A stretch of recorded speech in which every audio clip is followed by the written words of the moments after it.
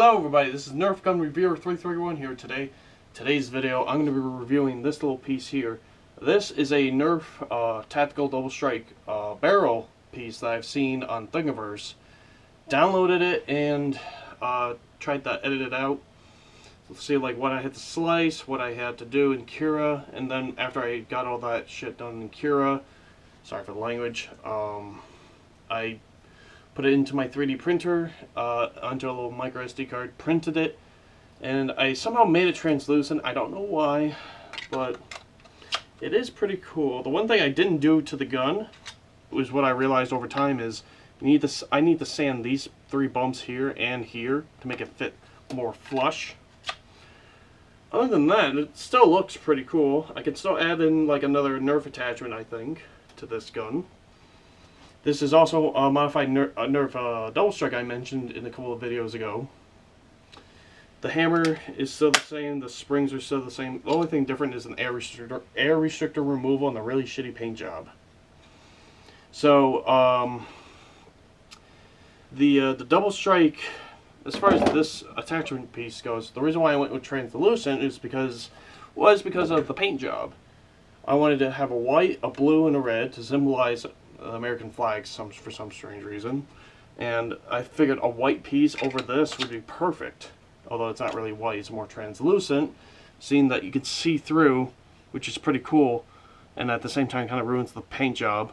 You can see through the orange barrel, kind of showing off it is an orange barrel and not like a spray painted black Nerf gun or something.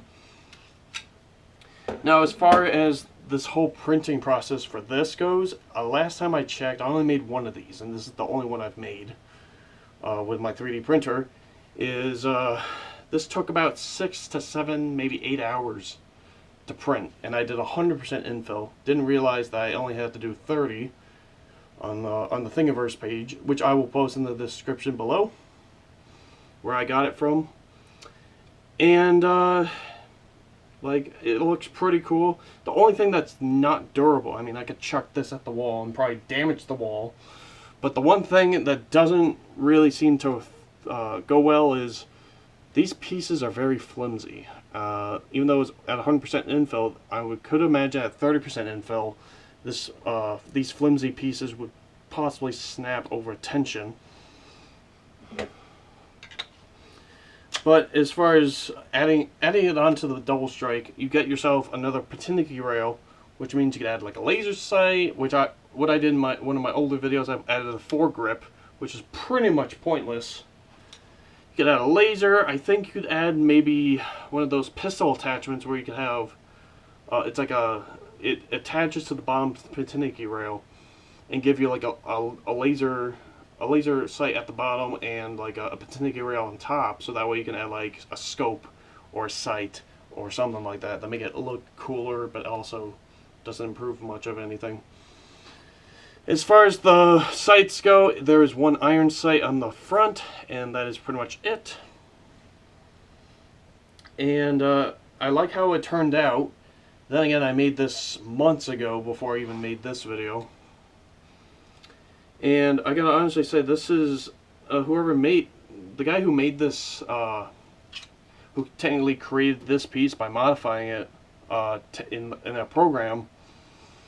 Whoever made this originally had a good idea, but when he added these two lines down here and then the Patiniki rail attachment, which works perfectly with airsoft attachments, and the iron sight that's stole the cake for me, plus the Patiniki rail.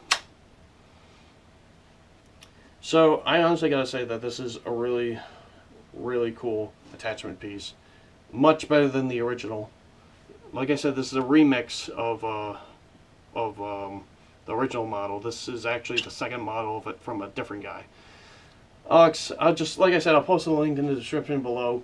But honestly, I gotta say, with the infill being originally 30, I actually did 100 by accident. That's why it probably took so long, come to think of it. Its durability, can't crush it with my hand, that's good. The time it took, obviously, like I said, it took 6 to 8 hours. At like a normal printing speed of 1.0 or 100%. But then again, I put this like an idiot and not realizing what I was doing. Put this at 100% infill instead of 30% infill.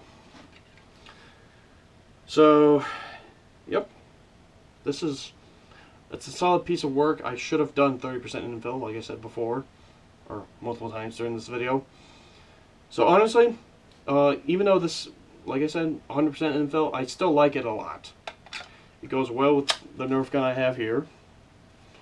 If I had made this like an orange, maybe a red, I'm thinking about making a red one of these, but change the infill from 100 to 30, obviously. Also like how it's slanted, like right down here. It's slanted here and here. That's pretty cool. So yeah, that's pretty much it. Also, if you're, I'm gonna probably guess that there are some welcome. What is it? Welcome or Welsome? It's like WAL com S7 or something like that. He's another Nerf reviewer. But he made a video about this. I'm not trying to copy him. I just made this. I 3D printed this about 3 months ago when I originally got it, and I just haven't made a video on it yet. Or maybe I have, but I haven't reviewed it yet. So, just get that out of the way. So, without further ado, I am going to end this review now. Hope you guys enjoyed the review on the 3D printed Nerf tactical strike, double strike barrel attachment thing. I think there's a better name for it. It's the double strike barrel attachment that's 3D printed for Nerf guns. Specifically this one. And only this one. So, I give this solid piece of work, I'd give this easily 8 out of 10. As long as you don't make a same mistake where you print it at 100% infill instead of 30% infill.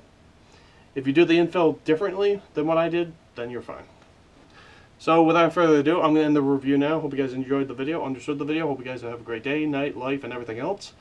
And yeah, see you guys in the next video.